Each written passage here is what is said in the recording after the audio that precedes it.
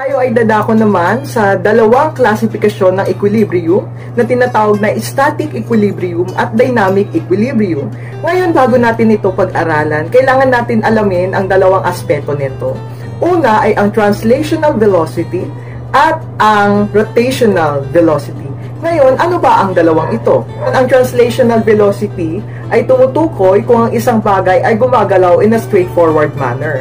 Ang halimbawa nito ay ang isang sasakyan na nagtra-travel sa isang straight na highway. Ang rotational velocity naman ay tumutukoy kung ang isang object ay gumagalaw in a cyclical manner or pag-ikot. Ano ba ang kahalagahan nito sa klasifikasyon ng equilibrium na ang static equilibrium at ang dynamic equilibrium? Ngayon kasi, sa static equilibrium, ang static equilibrium ay tumutukoy kung ang net force or ang force na nag-a-act sa isang body ay balance, so walang galaw ang isang bagay. Ang halimbawa nito ay ang isang notebook na nakalagay sa isang lamesa.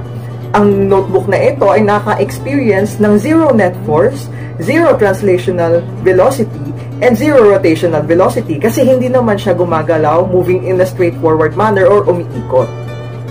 Ngayon, sa dynamic equilibrium naman, ito ay tumutukoy kung na isang bagay ay gumagalaw. Ibig sabihin, satisfy nito ang translational velocity at ang rotational velocity. Ang isang movement ay nakakonsider lamang bilang dynamic equilibrium kung ang bagay ay moving in a constant velocity.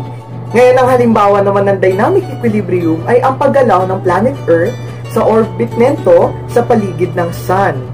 Dahil dito, umiikot siya in a constant velocity with no acceleration. And of course, nasasatisfy nito ang rotational velocity. Dahil dito, walang din net force na na-apply.